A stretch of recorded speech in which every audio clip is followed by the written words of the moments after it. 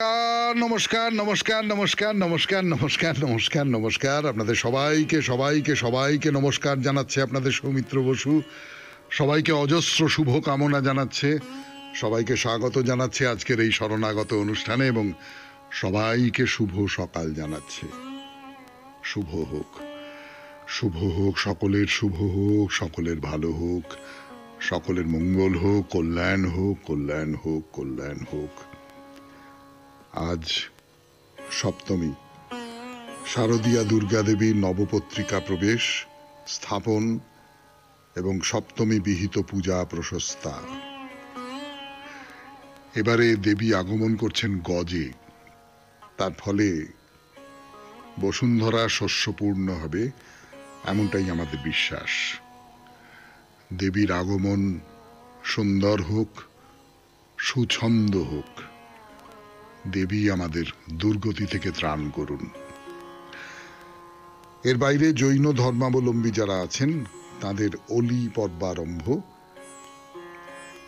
আজকে বেলুর রামকৃষ্ণ ধর্মচক্রের প্রতিষ্ঠাতা স্বামী জগদীশ্বরানন্দের তিরোভাব তিথি, স্বামী মহাদেবানন্দ গিরিজি মহারাজের তিরোভাব উৎসব।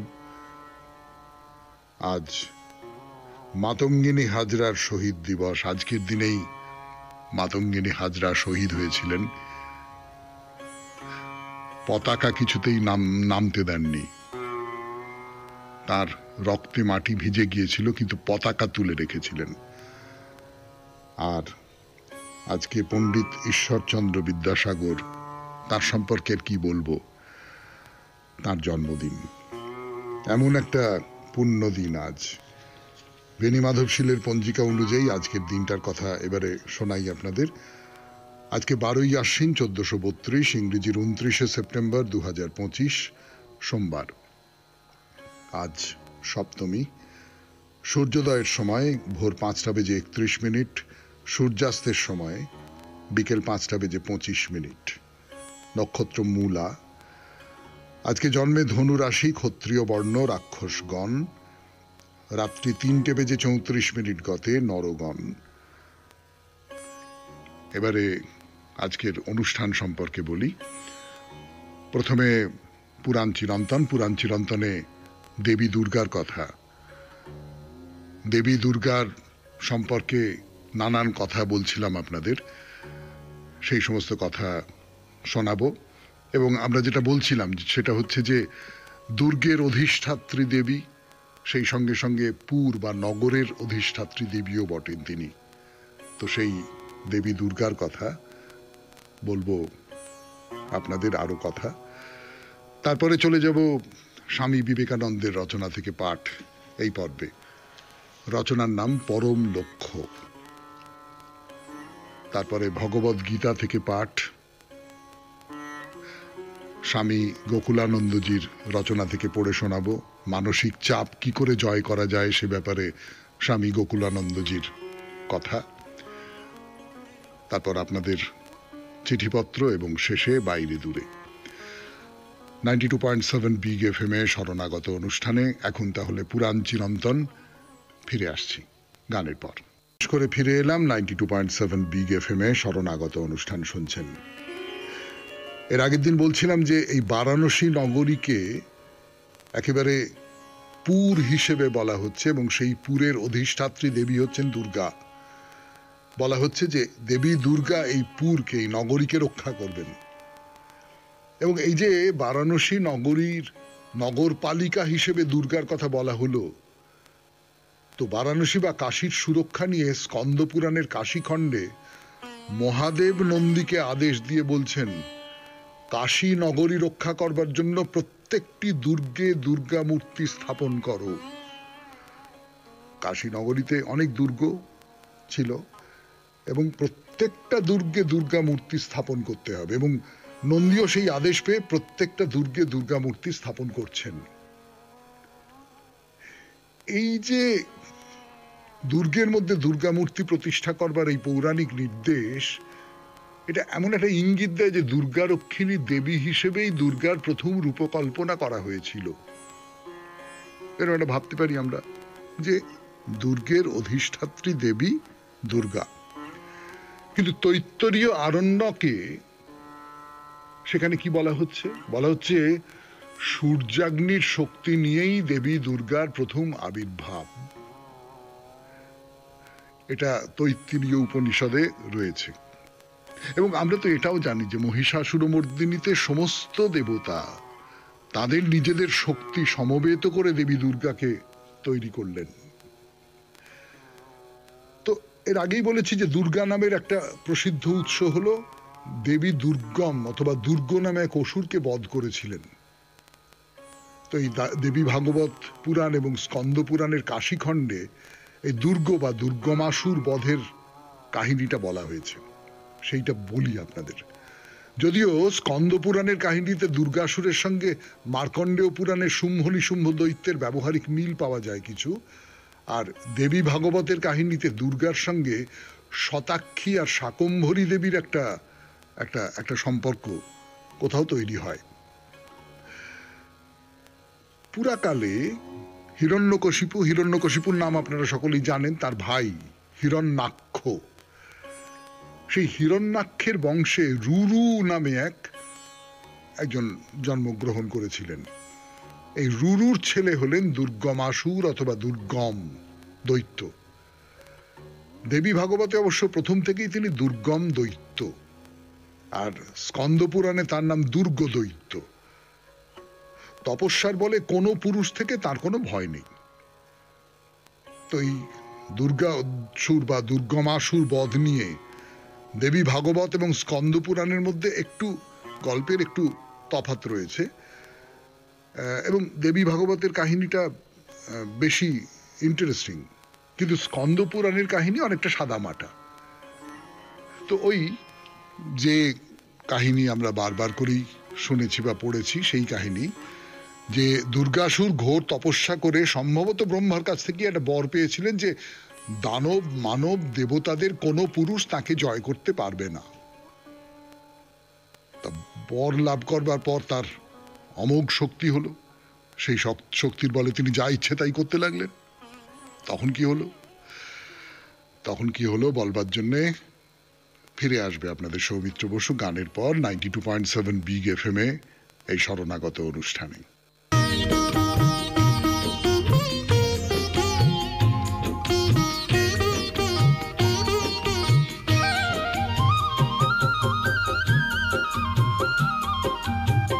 করে নিল, দেবতারা সব পালিয়ে গেলেন এবং সমস্ত ত্রিলোক জুড়ে নানান রকমের সমস্ত অত্যাচার হচ্ছে। ব্রাহ্মণদের যজ্ঞ করা সমস্ত বন্ধ হয়ে গেল, বেদপাঠ বন্ধ হয়ে গেল, লুটপাট চলছে সব জায়গায়। তখন দেবতারা দেবাদিদেব মহেশ্বর শিবের কাছে গেলেন। শিব তখন ভগবতী মাহেশ্বরীকে বললেন যে তুমি দুর্গাসুরকে দমন করো। তো ভবানী মাহেশ্বরী তার আদেশে রুদ্রাণী কালরাত্রি এক অপূর্ব সুন্দরী রূপ ধারণ করে দুর্গাসুরকে স্বর্গলোক ছেড়ে রসাতলে চলে যেতে বললেন যে সেটা না যদি হয় তাহলে কিন্তু যুদ্ধ হবে। এই যে কালরাত্রি ইনি হচ্ছেন মহাকালী। তা মহাকালীর কথা শুনে দুর্গ দৈত্য তার অনুচরদের আদেশ দিলেন যে ওই সুন্দরীকে আমার কাছে ধরে নিয়ে আয়। তা দৈত্যের অনুচরেরা তারা ওই কালরাত্রি মহাকালী তাকে ধরবার জন্য আসতে তিনি বললেন, আরে কি আশ্চর্য, আমাকে ধরে কি করবে, আমি তো দূতী, দূতকে কি ধরে বন্দি করাটা ধর্মসঙ্গত? আর তাছাড়া আমার মতো কত দূতী তো আপনার আদেশ পাওয়া মাত্রই আপনার ঘরে চলে আসবে, আপনার আমাকে ধরে নিয়ে যাবার কি দরকার আছে? আপনি আমার যিনি কর্ত্রী, আমার যিনি মালকিন, সেই মহেশ্বরী ভবানীকে যুদ্ধ করে হারিয়ে দিন না, তাকে দেখলে আপনার পরম সুখ হবে। আর তিনি তো নারী, তিনি অবলা, তার রক্ষক বলে কেউ নেই। তাকে আপনি একবার অন্তঃপুরে স্থান দিন, আপনাকে ছেড়ে আমি কোথাও যাব না। তো দৈত্য মহাকালীর কথায় কান দিলেন না। তার অনুচরেরা ধরবার চেষ্টা করতেই দুর্গাসুরের অনুচরদের সঙ্গে কালরাত্রি মহাকালীর যুদ্ধ আরম্ভ হয়ে গেল। কালরাত্রি এবার এসে বিন্ধ্যবাসিনী মহাদেবীকে খবর দিলেন। মহাদেবী শঙ্করী সহস্র বাহুতে সহস্র অস্ত্র নিয়ে যুদ্ধ করতে এলেন। দুর্গাসুরের যে সৈন্য সেনাপতি, তারা এই মহাশক্তির শরীর থেকে বেরিয়ে আসা যে শত সহস্র শক্তি দেবতা, তাদের হাতে একের পর এক মৃত্যুবরণ করল। শেষে মহেশ্বরী ঈশানীর সঙ্গে দুর্গাসুরের যুদ্ধ আরম্ভ হলো। এই দুর্গ দৈত্য একবার মত্ত হস্তির রূপে, একবার মহিষ রূপে, একবার সহস্র বাহু যোদ্ধার রূপে দেবীকে আক্রমণ করলেন। দেবী তার প্রত্যেকটি রূপ ছিন্ন করলেন। অবশেষে এক ভীষণ শরাঘাতে দুর্গ দৈত্যকে বধ করে তাকে ভূতলশায়ী করলেন। আকাশ থেকে পুষ্পবৃষ্টি হলো। দেবতারা পরম শান্তিতে মহাদেবীর স্তব করতে লাগলেন। শুনলেন পুরাণ চিরন্তন দেবী দুর্গার কথা 92.7 বিগ এফএম-এ শরণাগত অনুষ্ঠানে। এবারে গানের পর স্বামী বিবেকানন্দের রচনা থেকে পাঠ। স্বামী বিবেকানন্দের রচনা থেকে পড়ে শোনাচ্ছি আপনাদের 92.7 বিগ এফএম-এ শরণাগত অনুষ্ঠানে। রচনার নাম পরম লক্ষ্য। ইহাই তোমার দেহের চক্রাবর্ত, আবার ইহাই তোমার অসীম প্রকৃতি। ইহাই তো প্রকৃতি, দেশ, কাল ও নিমিত্ত। প্রকৃতি বলিতে ইহাই বুঝায়। তুমি চিন্তা করিতে আরম্ভ করিলে কাল বা সময়ের সূত্রপাত হয়। তুমি যখন দেহ লাভ করিলে অমনি দেশ বা স্থান দেখা দিল। অন্যথা দেশ কাল বলিয়া কিছু থাকিতে পারে না। তুমি যখন সীমাবদ্ধ হইলে তখনই দেখা দিল কার্যকারণ সম্পর্ক। কোনো না কোনো একটা উত্তর আমাদের চাই। এই সেই উত্তর। আমাদের সীমাবদ্ধ হওয়া তো খেলা মাত্র, খেলার আনন্দ মাত্র। কিছুই তোমাকে বাঁধিতে পারে না, কিছুই তোমাকে বাধ্য করিতে পারে না। তুমি কখনো বদ্ধ নও। আমাদের নিজেদের এই কল্পিত অভিনয়ে নিজ নিজ ভূমিকায় অংশগ্রহণ করিতেছি মাত্র। ব্যক্তিসত্তার আরেকটি সমস্যার কথা তাহা হইলে তোলা যাক। অনেকে আবার ব্যক্তিসত্তাকে হারাইবার ভয়েই ভীত। শূকর ছানা যদি দেবত্ব লাভ করিতে পারে, তাহা হইলে তাহার শূকর সত্তাকে হারানো কি তাহার পক্ষে ভালো নয়? নিশ্চয়ই। কিন্তু বেচারা শূকর তখন তাহা মনে করে না। কোন অবস্থাটি আমার ব্যক্তিসত্তা? যখন আমি একটি ছোট শিশু ছিলাম এবং ঘরের মেঝে হামাগুড়ি দিয়া আমার বৃদ্ধাঙ্গুষ্ঠটি গলাধঃকরণ করিতে চেষ্টা করিতাম, সেই সত্তাকে হারাইতে কি আমার দুঃখিত হওয়া উচিত? আজ যেমন আমার শৈশবকালের দিকে তাকাইয়া আমি হাসি, আজ হইতে 50 বৎসর পরে আমার বর্তমান অবস্থার দিকে তাকাইয়াও সেই রূপ হাসিব। ইহার মধ্যে কোন ব্যক্তিসত্তাটিকে আমি রক্ষা করিব? ব্যক্তিসত্তার অর্থ কি তাহা আমাদিগকে বুঝিতে হইবে। দুইটি বিপরীত ভাবধারা আছে। একটি ব্যক্তিসত্তা সংরক্ষণ, অপরটি ব্যক্তিসত্তা বিসর্জন দিবার তীব্র আকাঙ্ক্ষা। শিশুর প্রয়োজনে মা তাহার সব বাসনাই ত্যাগ করেন। শিশুকে যখন কোলে নেন, ব্যক্তিসত্তার ডাক, আত্মরক্ষার ডাক তখন আর তাহার কানে আসে না। নিকৃষ্ট খাদ্য নিজে গ্রহণ করিয়া সন্তানকে দেন উত্তম খাদ্য। যাহাকে ভালোবাসি তাহার জন্য আমরা মরিতেও প্রস্তুত। শুনলেন স্বামী বিবেকানন্দের রচনা থেকে পাঠ 92.7 বিগ এফএম-এ শরণাগত অনুষ্ঠানে। এখন ভগবদ গীতা। গানের পর ফিরে এলাম 92.7 বিগ এফএম-এ শরণাগত অনুষ্ঠানে। এখন ভগবদ গীতার ব্যাখ্যা, স্বামী রঙ্গনাথানন্দজির অসামান্য ব্যাখ্যা, সেই ব্যাখ্যা থেকে পড়ে শোনাচ্ছি আপনাদের। তো এর আগের দিন যেটা বলা হচ্ছিল সেটা হচ্ছে যে মানুষ পরিবেশের দাস হবে না, পরিবেশকে মানুষ নিজের দাস করবে। মানুষকে সমর্যাদায় প্রতিষ্ঠিত হতে হবে, তার জন্য একটা বলিষ্ঠ দর্শন দরকার। সেই দর্শনের কথা কৃষ্ণ অর্জুনকে বলছেন। পড়ে শোনাই। এটি একটি জীবন দর্শন, খুবই প্রয়োগধর্মী দর্শন। তাই পরবর্তী শ্লোকগুলিকে গীতায় যোগ আখ্যা দেওয়া হয়েছে। শ্রীকৃষ্ণ বলছেন, আমি তোমায় যোগ সম্বন্ধে উপদেশ দিচ্ছি। কেবল যোগ বললে প্রাণায়াম বা শীর্ষাসন প্রভৃতি যোগাসনের কথাই মনে হয়। এখানে সেসব বলা উদ্দেশ্য নয়। এ হলো একটা ব্যবহারিক জীবন দর্শন। এতে বলা হয়েছে বিভিন্ন মানবিক পরিস্থিতিতে কিভাবে চলতে হবে। এর দ্বারা তুমি তোমার অন্তরস্থ নিজ আধ্যাত্মিক চেতনাকে গড়ে তুলতে পারবে, ফলে তুমিই হবে তোমার প্রতিবেশীর সুখ স্বাচ্ছন্দ্যের যন্ত্রস্বরূপ। এটি হলো সেই সর্বগ্রাসী আধ্যাত্মিক দর্শন শ্রীকৃষ্ণ যার ব্যাখ্যা করেছেন ও তার সংক্ষিপ্ত নাম দিয়েছেন যোগ। কয়েকটি শ্লোকের পরে এই বিষয়টিতে আমরা আসব। তস্মাৎ উত্তিষ্ঠ, তাই উঠে দাঁড়াও, শুয়ে থেকো না, অলস হয়েও না, আরামপ্রিয় হয়েও না, সজাগ হও, তেজস্বী হও, কর্মঠ হও। শ্রী বুদ্ধও বলেছিলেন সর্বদা সজাগ থাকো। আমাদের মধ্যে অলস ও আরামপ্রিয় হওয়ার একটা প্রবণতা আছে, তা হওয়া উচিত নয়। তাই বেদান্তে উত্তিষ্ঠতে জাগ্রত, ওঠো জাগো, এই কথাটি বারবার বলা হয়েছে। না, জীবন কঠোর পরিশ্রমী লোকের জন্য, দুর্বলের জন্য নয়, নিদ্রালু অলস প্রকৃতির লোকের জন্য নয়। এই বাণী প্রাচীনকাল থেকে বারবার এসেছে।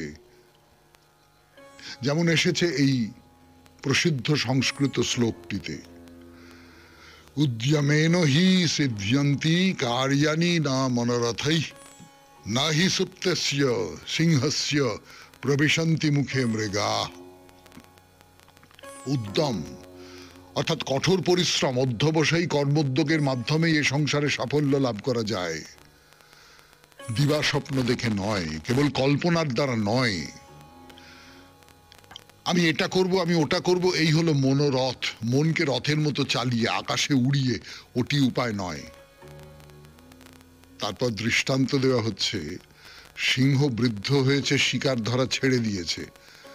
সে হাঁ করে শুয়ে থাকে, তার আশা যে কোনো হরিণ তার প্রতি কৃতজ্ঞ হয়ে তার মুখে প্রবেশ করবে। সিংহটি এভাবে কোনো খাদ্যই পাবে না।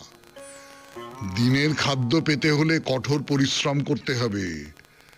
সেইভাবেই শ্রীকৃষ্ণ মানব জাতিকে বলছেন, কাজ করে জীবনকে উপভোগ করো। শুনছেন ভগবদ গীতা থেকে পাঠ, 92.7 বিগ এফএম এ শরণাগত অনুষ্ঠানে। গান শেষ করে ফিরে এলো আপনাদের সৌমিত্র বসু। 92.7 বিগ এফএম এ শরণাগত অনুষ্ঠান শুনছেন। ভগবদ গীতা থেকে পাঠ, ভগবদ গীতার ব্যাখ্যা পাঠ। এবারে 38তম শ্লোক থেকে নতুন সুর শোনা যাবে। সেই সুরটি শ্রীকৃষ্ণের মৌলিক দর্শনের শক্তিশালী সুর, যে জীবন দর্শন গড়ে উঠেছে কর্মে পরিণত বেদান্ত দর্শন থেকে, প্রাচীন উপনিষদ সমূহে উদ্ভাবিত মানব সম্ভাবনা বিজ্ঞান থেকে। দ্বিতীয় অধ্যায়ের 38তম শ্লোক থেকে শেষ পর্যন্ত চলেছে পূর্ণ মানবোন্নয়ন বিজ্ঞানের ব্যবহারিক প্রয়োগের ব্যাখ্যা। শ্রীকৃষ্ণ কি বলছেন? দুঃখ ও সুখ, লাভ ও ক্ষতি, জয় ও পরাজয়কে তুল্য জ্ঞান করে তুমি এই ধর্মযুদ্ধে নিযুক্ত হও, তবেই তুমি পাপে লিপ্ত হবে না। সুখ দুঃখে, আনন্দে ও কষ্টভোগে, লাভে ও লোকসানে, জয় ও পরাজয়ে মনের সমতা বজায় রেখে চলো। এইসব নানা পরিবর্তমান পরিস্থিতিতে মনকে যথাসম্ভব স্থির রাখতে চেষ্টা করো। এইরকম সমভাবাপন্ন মন নিয়ে যুদ্ধক্ষেত্রে প্রবেশ করো, জীবন যুদ্ধেও। তাহলে তুমি পাপে লিপ্ত হবে না। এই মনোভাব থাকলে তুমি কখনোই পাপে লিপ্ত হবে না। এই মানসিক সমতা একটি চমৎকার ভাব। যখনই তুমি মহৎ কিছু করতে যাবে, উত্তেজনার বশে করলে তাতে সফল হবে না। ধীর স্থির অবিচলিত কর্মপ্রচেষ্টায় মহৎ কাজে সফল কাম হওয়া যায়। বর্তমানে রাজনীতিতে সবই উত্তেজনাময়। তুমি গিয়ে সমগ্র জনগোষ্ঠীকে উত্তেজিত করো, কিছুকাল পরে এই উত্তেজনা স্থিমিত হয়ে যায়। কিন্তু যারা মহান কর্মবীর, তাদের স্বভাব এমন নয়। তাদের দৃঢ় প্রত্যয় থাকে, তারা শান্ত অবিচলিত, তারা কাজ করে যায়, তারা সমস্যার সম্মুখীন হয় এবং মনকে শান্ত অবিচলিত রেখে সমস্যাগুলি কাটিয়ে ওঠে। যে নরনারী শান্ত অবিচলিত মনে কাজ করে, তারাই সব থেকে ভালো কাজ করে। উত্তেজিত নর বা নারী দেখায় যে সে ভালো কাজ করছে, কিন্তু তা কেবল হইচই সর্বস্ব আর লোক দেখানো কাজ। ডক্টর রাধাকৃষ্ণন তার এক ভাষণে বলেছিলেন, এ যুগের নরনারী ঈশ্বরে বিশ্বাস করে না, তাদের বিশ্বাস ভালো কাজ করে যাওয়ার উপর। কিন্তু ভালো করে লক্ষ্য করলে দেখা যাবে এতে ভালো কাজ করার থেকে যাওয়া যাই বা ব্যস্ততাটাই বেশি। এত উত্তেজনা, এত হইচই, শেষ পর্যন্ত কাজের বেলায় অতি অল্প। শুনলেন ভগবদ গীতা থেকে পাঠ 92.7 বিগ এফএম এ শরণাগত অনুষ্ঠানে। শেষ করে ফিরে এলাম 92.7 বিগ এফএম এ শরণাগত অনুষ্ঠানে। এবারে স্বামী গোকুলানন্দের লেখা থেকে পড়ে শোনাই। একটা কারখানায়, সেখানে যারা কারখানায় কাজ করেন তারা সকলে একসঙ্গে জড়ো হলেন, প্রার্থনা করলেন, তারপর কাজে চলে গেলেন। এই কথাটা বলছেন স্বামীজি, গতদিন বলেছিলাম আপনাদের। তারপর পড়ে শোনাই। এই প্রক্রিয়া আমাদের প্রাচীন প্রাচ্য ঋষিদের ছিল নখদর্পণে, আর এখন দেখুন পাশ্চাত্য মেনে নিয়েছে এর কার্যকারিতাকে। একবার একজন জাপানি শিল্পপতি আমার কাছে সাক্ষাৎকারের জন্য এসেছিলেন। তিনি আমার কাছ থেকে জানতে চাইলেন ভারতীয় ধ্যান ধারণার দ্বারা কি করে আমরা আমাদের পরিচালন দক্ষতাকে আরো উন্নত করতে পারি। একজন দোভাষীর সাহায্যে আমি এ বিষয়ে তার সঙ্গে 45 মিনিট ধরে কথা বললাম এবং সমবেত প্রার্থনা, একক প্রার্থনা, ধ্যান, আপন ঘরের অন্তরালে একাকিত্ব ভোগ, আত্মসমীক্ষা ইত্যাদির ওপর গুরুত্ব আরোপই ছিল আমার বক্তব্যের সার কথা। এক শৃঙ্খলাময় সুসংবদ্ধ অস্তিত্ব বজায় রাখতে আমরা অবশ্যই নির্দিষ্ট সময় অন্তর অন্তর আমাদের মনের আচরণকে লক্ষ্য করব। ধ্যান এবং এ ধরনের প্রক্রিয়াগুলি আমাদের মনের ওপর অতীত আর ভবিষ্যতের দুর্দম প্রভাবকে ব্যাহত করে, আমাদের সাহায্য করে বর্তমানের উপরেই মনটাকে কেন্দ্রীভূত করতে। আমরা যদি নিজেদের আরো কাছ থেকে দেখতে পাই তবে আমরা দূর করতে পারবো সেই সমস্ত বাধা বিপত্তিগুলোকে যারা আমাদের দক্ষতাকে চূর্ণ বিচূর্ণ করে দেয়। তবে এ অভ্যাস নিয়মিত করা চাই, রোজ, কোনো বিচ্যুতি চলবে না। নিয়মিত ধ্যানাভ্যাসের উপকার অসীম। বর্তমান দুনিয়ায় আমাদের অলসতায় গা ভাসানোর সময় কোথায়? উপায় কোথায় মানসিক চাপের হাত থেকে নিস্তার পাওয়ার? ধ্যান এবং একক প্রার্থনা আমাদের সেই সময়টুকু যোগায় যখন আমরা নিজেদের সাথে একাত্ম হতে পারি। প্রত্যেকবার ধ্যান বা প্রার্থনার পর শক্তি এবং শান্তির এক মন্দাকিনী যেন উৎসারিত হয় আমাদের অন্তর থেকে। আমরা আরো নৈপুণ্যের সাথে আমাদের কর্মরূপায়নে সক্ষম হই, তা সে যত পার্থিব কাজই হোক না কেন। আর একটি কথা মনে রাখতে হবে, একবারে শুধু একটি কাজই করব। আমরা যদি একসাথে অনেকগুলো কাজ যুগপৎভাবে করার চেষ্টা করি, টান পড়বে আমাদের দক্ষতার ভাঁড়ারে, আমরা হয়ে উঠব উত্তেজিত, শতখান হয়ে যাবে আমাদের নিমগ্নতা। যদি একটি কাজেই আমরা সম্পূর্ণ মনটাকে নিবদ্ধ করি, পূর্ণতা অবশ্যম্ভাবী। অন্যথায় একটা সময় পর ক্রমাগত চাপের আঘাতে মানসিকভাবে আমরা হয়ে উঠব ভগ্ন স্বাস্থ্য, হীনবল। শুনলেন স্বামী গোকুলানন্দজির লেখা মানসিক চাপের সাথে সময়ের সম্বন্ধ, এই প্রবন্ধ থেকে পাঠ। এবারে গান, গানের পর আপনাদের চিঠিপত্র। শুনছেন শরণাগত 92.7 বিগ এফএম এ। 7 বিগ এফএম এ শরণাগত অনুষ্ঠানে এবার চিঠিপত্র। চিঠি লিখেছেন দীপাশ্রী সেন, শ্যামপুর, বজবজ, কলকাতা 137 থেকে। পড়ে শোনাই সেই চিঠি। আপনাকে আমার সশ্রদ্ধ প্রণাম ও সমস্ত শরণাগত শ্রোতাবন্ধুদের শুভেচ্ছা ও ভালোবাসা জানিয়ে ভারাক্রান্ত মন নিয়ে চিঠি শুরু করছি। যতদিন এগিয়ে আসছে তত মন ব্যথায় ডুকরে ডুকরে কেঁদে উঠছে। 30শে সেপ্টেম্বর শরণাগতের বিদেশ যাত্রা। জানি আপনার হাত পা বাঁধা, বিগ এফএম কর্তৃপক্ষের ওপর দিয়ে যাওয়া আপনার পক্ষে সম্ভব নয়। তবু আমি বলি কি, এর কি কোনো বিকল্প ব্যবস্থা করা যায় না? কারণ আমি ইউটিউবের ব্যাপারে একেবারেই আনাড়ি। আমার দৌড় হোয়াটসঅ্যাপ পর্যন্ত। তাছাড়া ভোর 5টায় আমার বাহাদুরকে রেডিও সেট চালিয়ে দিই। আপনার ওই দরাজ কণ্ঠের আওয়াজ সারা বাড়ি, এমনকি দোতলার ছাদ থেকেও শুনতে পাই, যা আমাকে সারাদিনের কাজের এনার্জি দেয়। আর ওই স্মার্টফোনে সে তো হবার উপায় নেই। এ ব্যাপারে আমি অনেক বজবজের শ্রোতা বন্ধুদের ফোন করেছি, প্রত্যেকে হাই হাই করছেন। আচ্ছা বলুন তো, কে আমাদের মানস ভ্রমণে দেশে বিদেশে নিয়ে যাবে? সব জায়গায় যাওয়া তো সম্ভব নয়, কিন্তু আপনি যখন মানস ভ্রমণ করান তখন মনে হয় আমি যেন সেখানেই ঘুরছি। তাছাড়া দেশে বিদেশে কত অজানা মন্দির, অজানা জায়গা সম্পর্কে জানতে পারি। শ্রোতা বন্ধুদের চিঠিপত্র থেকে কত অজানা তথ্য আমরা পাই। আমাদের এই বয়স্কদের অনুষ্ঠানে ছোটরাও যে সামিল হয় তা তো এই ছোট্ট রুদ্রনীল আর সুদীপার চিঠি থেকেই জানতে পেরেছি। আমরা এইসব সুখ থেকে বঞ্চিত হতে চলেছি। দাদাভাই, অনুরোধ করছি একটু চেষ্টা করে দেখুন না, যদি অন্য কোনো উপায়ে ভোর 5টা থেকে আপনার ওই সুললিত কণ্ঠ শুনতে পাই, তাহলে আমিও বাঁচি আর আমার বাহাদুরও বাঁচে। ভীষণ ভীষণ মন খারাপ, তার সাথে আশার আলো নিয়ে চিঠি শেষ করছি। যদি কোনো ভুল করে থাকি ক্ষমা করবেন। নমস্কারান্তে, দীপাশ্রী সেন, শ্যামপুর, বজবজ, কলকাতা 137। আপনি তো বুঝতেই পাচ্ছেন যে বিগ এফএম এর ওপরে যাওয়া আমার পক্ষে একেবারেই সম্ভব নয়। আমার পক্ষে কি রেডিওতে কোনো একটা অনুষ্ঠান করা, সেই ক্ষমতা তো আমার নেই, সেই পরিকাঠামো নেই, তার জন্য যা যা কিছু দরকার তার কোনোটাই তো আমার নেই। সেই জন্যই আমি ভেবেছিলাম যেটা আমার খানিকটা আয়ত্তের মধ্যে আছে, ইউটিউবে একটা অনুষ্ঠান করি। এর আগের দিনের একটা চিঠি ছিল, বিমলবাবু লিখেছিলেন যে স্বামী স্ত্রী দুজনে পরস্পরের জানা কাজগুলো শিখে নিচ্ছেন।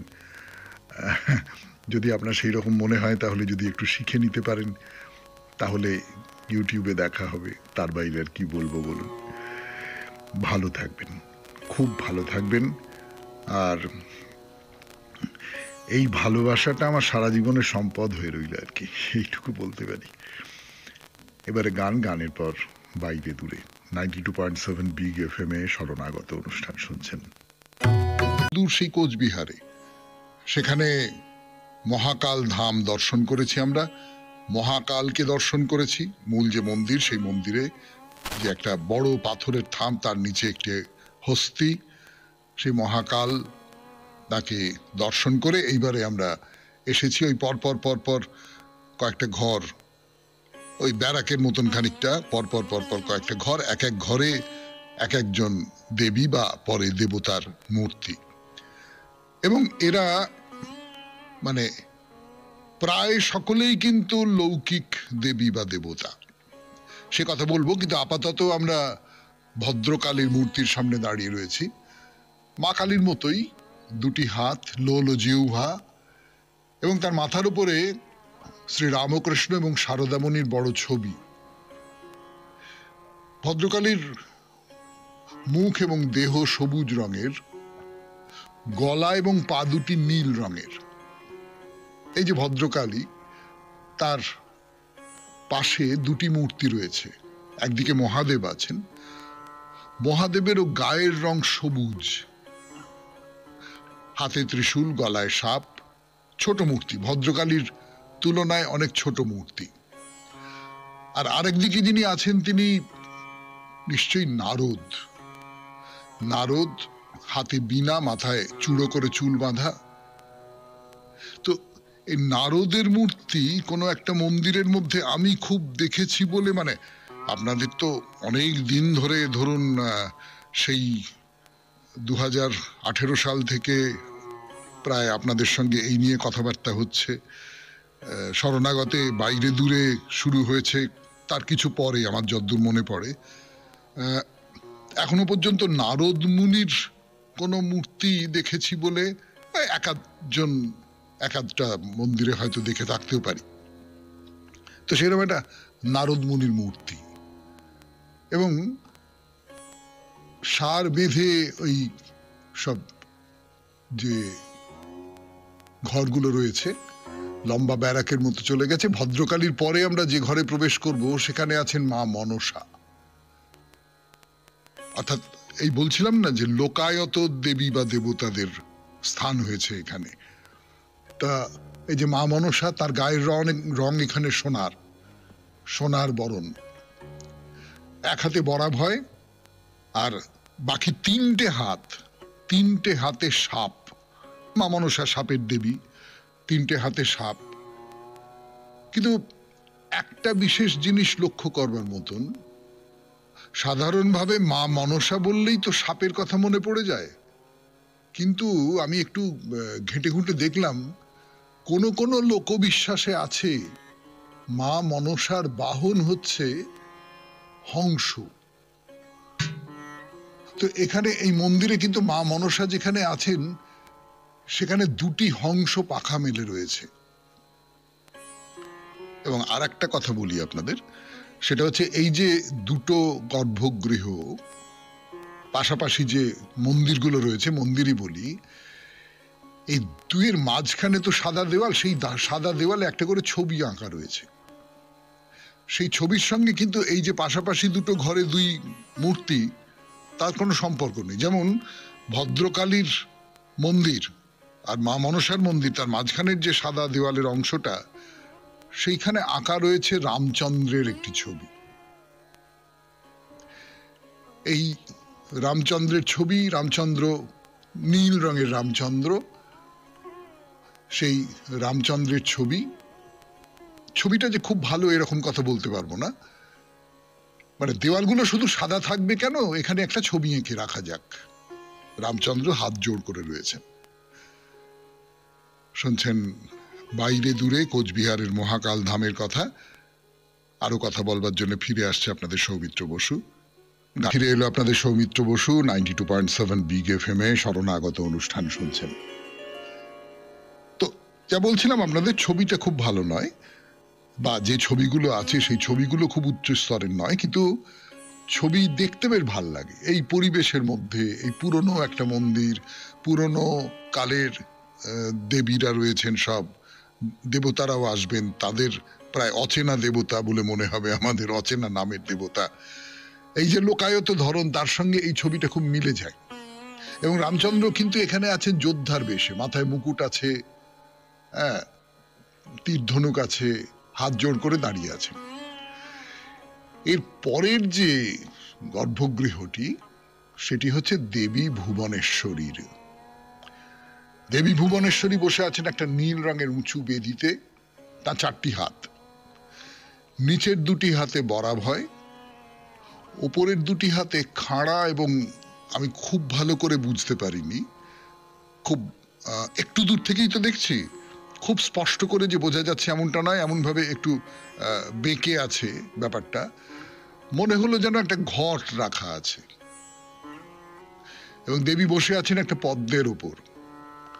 দেবীর গায়ের রং স্বর্ণাভ, মাথায় মুকুট রয়েছে, গলায় মালা, পা দুটি একেবারে রাঙা, মানে পুরো পায়ে যেন আলতা মাখানো, এইরকমটা মনে হয়। পরে আছেন সবুজ রঙের শাড়ি। দেখা হলো ভদ্রেশ্বরী, মা ভদ্রেশ্বরীকে। তাহলে চলুন এর পরের দেবীকে দর্শন করবার জন্য যাই। ও হ্যাঁ, মাঝখানে দেওয়ালে ছবি, রামচন্দ্রের পরে এই ভদ্রেশ্বরী, এবং তার পরের যিনি আছেন তার মাঝখানের যে সাদা দেওয়াল, সেখানে আছে শিবের ছবি। শিব ঠাকুর বাঘঝাল পরে আছেন, গলায় জড়ানো আছে সাপ, সেই সাপ ফনা তুলে রয়েছে, হাতে ত্রিশূল, একটা পা তুলে রেখেছেন তিনি, মানে শিকারকে বধ করে সেই শিকারের পেটের ওপর পা দিয়ে যেরকম করে দাঁড়ায়, সেই রকম করে দাঁড়িয়ে রয়েছেন। তাহলে এরপরের দেবীর কাছে যাওয়া যাক। এই দেবীর নাম আপনারা শোনেননি, এই নামে কোনো অবতার বা কোনো একজন সাধক সাধিকা, তার নাম আপনারা শুনে থাকতে পারেন, কিন্তু এই দেবীর নাম শুনেছেন বলে আমার মনে হয় না। দেবী পাগলি মা, নিশ্চয়ই আপনাদের পরিচিত নয়, আমারও পরিচিত নয়, কিন্তু মূর্তিটি দেখে এর সঙ্গে দেবী দুর্গার একটা সম্পর্ক আছে বলে মনে হয়। আমি জানি না, হয়তো দেবী দুর্গাকেই পাগলি মা বলে বর্ণনা করা হয়েছে। কেন এই কথাটা মনে হলো বলি আপনাদের, কারণ তিনি বসে আছেন সিংহের উপরে। সেই সিংহ মুখব্যাদান করে আছে। সিংহের মূর্তিটি খুব সুন্দর হয়েছে এরকম কথা বলতে পারবো না। মূর্তির সৌন্দর্য নিয়ে, শিল্পকলা নিয়ে আমি মাথা ঘামাচ্ছি না। দেবীর হাত, সেখানে নানান রকম সব অস্ত্র রয়েছে, একটি হাতে অন্তত বরাভয় রয়েছে। আরো একটি কারণে পাগলি মাকে দেবী দুর্গা বলে মনে করতে ইচ্ছে হয়, তার মূর্তির ঠিক পেছন দিকে একটি ছবি, সেই ছবিটাও খুব অদ্ভুত। শিব ঠাকুর বা মহাদেব ঘুমিয়ে আছেন, হ্যাঁ পাশ ফিরে ঘুমিয়ে আছেন, এইরকম একটা ছবি পাগলিমার পেছন দিকে আঁকা রয়েছে। আজকে তাহলে এই পর্যন্তই থাক। 92.7 বিগ এফএম এ শরণাগত এখানেই শেষ হলো। এবারে কবিতা, রবীন্দ্রনাথের কবিতা। কবিতার নাম আমি। আমারই চেতনার রঙে পান্না হলো সবুজ, চুনি উঠল রাঙা হয়ে। আমি চোখ মেললুম আকাশে, জ্বলে উঠল আলো পূবে পশ্চিমে। গোলাপের দিকে চেয়ে বললুম সুন্দর, সুন্দর হলো সে। তুমি বলবে যে তত্ত্ব কথা, এ কবির বাণী নয়। আমি বলবো এ সত্য, তাই এ কাব্য। এ আমার অহংকার, অহংকার সমস্ত মানুষের হয়ে। মানুষের অহংকার পটেই বিশ্বকর্মার বিশ্বশিল্প। তত্ত্বজ্ঞানী জপ করেছেন নিঃশ্বাসে প্রশ্বাসে, না না না, না পান্না, না চুনি, না আলো, না গোলাপ, না আমি, না তুমি। ওদিকে অসীম যিনি, তিনি স্বয়ং করেছেন সাধনা মানুষের সীমানায়, তাকেই বলে আমি। সেই আমির গহনে আলো আধারের ঘটল সঙ্গম, দেখা দিল রূপ, জেগে উঠল রস। না কখন ফুটে উঠে হলো হাঁ, মায়ার মন্ত্রে, রেখায় রঙে, সুখে দুঃখে। একে বলো না তত্ত্ব। আমার মন হয়েছে পুলকিত বিশ্ব আমির রচনার আসরে, হাতে নিয়ে তুলি, পাত্রে নিয়ে রং। পণ্ডিত বলছেন বুড়ো চন্দ্রটা নিষ্ঠুর চতুর হাসি তার, মৃত্যুদূতের মতো গুঁড়ি বেড়ে আসছে সে পৃথিবীর পাঁজরের কাছে। কদিন দেবে চরম টান তার সাগরে পর্বতে, মর্তলোকে মহাকালের নূতন খাতায় পাতা জুড়ে নামবে একটা শূন্য। গিলে ফেলবে দিন রাতের জমা খরচ, মানুষের কীর্তি হারাবে অমরতার ভান, তার ইতিহাসে লেপে দেবে অনন্ত রাত্রির কালি। মানুষের যাবার দিনের চোখ বিশ্ব থেকে নিকিয়ে নেবে রং, মানুষের যাবার দিনের মন ছানিয়ে নেবে রস। শক্তির কম্পন চলবে আকাশে আকাশে, জ্বলবে না কোথাও আলো। বিনাহীন সভায় যন্ত্রীর আঙুল নাচবে, বাজবে না সুর। সেদিন কবিত্বহীন বিধাতা একা রবেন বসে, নীলিমাহীন আকাশে ব্যক্তিত্বহারা অস্তিত্বের গণিত তত্ত্ব নিয়ে। তখন বিরাট বিশ্বভুবনে দূর দূরান্তে অনন্ত অসংখ্য লোকে লোকান্তরে এ বাণী ধ্বনিত হবে না কোনোখানেই, তুমি সুন্দর, আমি ভালোবাসি। বিধাতা কি আবার বসবেন সাধনা করতে যুগ যুগান্তর ধরে? প্রলয় সন্ধ্যায় জপ করবেন, কথা কও, কথা কও। বলবেন বলো তুমি সুন্দর, বলবেন বলো আমি ভালোবাসি। সবাই খুব ভালো থাকবেন, আনন্দে থাকবেন। নমস্কার নমস্কার নমস্কার নমস্কার নমস্কার নমস্কার নমস্কার নমস্কার। আপনাদের সবাইকে সবাইকে সবাইকে নমস্কার জানাচ্ছে আপনাদের সৌমিত্র বসু। সবাইকে অজস্র শুভ কামনা জানাচ্ছে, সবাইকে স্বাগত জানাচ্ছে আজকের এই শরণাগত অনুষ্ঠানে, এবং সবাইকে শুভ সকাল জানাচ্ছে। শুভ হোক, শুভ হোক, সকলের শুভ হোক, সকলের ভালো হোক, সকলের মঙ্গল হোক, কল্যাণ হোক, কল্যাণ হোক, কল্যাণ হোক। আজ সপ্তমী, শারদীয়া দুর্গা দেবীর নবপত্রিকা প্রবেশ স্থাপন এবং সপ্তমী বিহিত পূজা প্রশস্তা। এবারে দেবী আগমন করছেন গজে, তার ফলে বসুন্ধরা শস্যপূর্ণ হবে, এমনটাই আমাদের বিশ্বাস। দেবীর আগমন সুন্দর হোক, সুছন্দ হোক। দেবী আমাদের দুর্গতি থেকে ত্রাণ করুন। এর বাইরে জৈন ধর্মাবলম্বী যারা আছেন তাঁদের অলি পর্বারম্ভ। আজকে বেলুড় রামকৃষ্ণ ধর্মচক্রের প্রতিষ্ঠাতা স্বামী জগদীশ্বরানন্দের তিরোভাব তিথি, স্বামী মহাদেবানন্দ গিরিজি মহারাজের তিরোভাব উৎসব। আজ মাতঙ্গিনী হাজরার শহীদ দিবস। আজকের দিনেই মাতঙ্গিনী হাজরা শহীদ হয়েছিলেন। পতাকা কিছুতেই নামতে দেননি, তার রক্তে মাটি ভিজে গিয়েছিল, কিন্তু পতাকা তুলে রেখেছিলেন। আর আজকে পণ্ডিত ঈশ্বরচন্দ্র বিদ্যাসাগর, তার সম্পর্কে কি বলবো, তার জন্মদিন। এমন একটা পুণ্য দিন আজ। বেনি মাধবশীলের পঞ্জিকা অনুযায়ী আজকের দিনটার কথা এবারে শোনাই আপনাদের। আজকে 12ই আশ্বিন 1432, ইংরেজির 29শে সেপ্টেম্বর 2025, সোমবার। আজ সপ্তমী। সূর্যোদয়ের সময় ভোর 5:31, সূর্যাস্তের সময় বিকেল 5:25। নক্ষত্র মূলা। আজকে জন্মে ধনু রাশি, ক্ষত্রিয় বর্ণ, রাক্ষসগণ। রাত্রি 3:34 গতে নরগণ। এবারে আজকের অনুষ্ঠান সম্পর্কে বলি।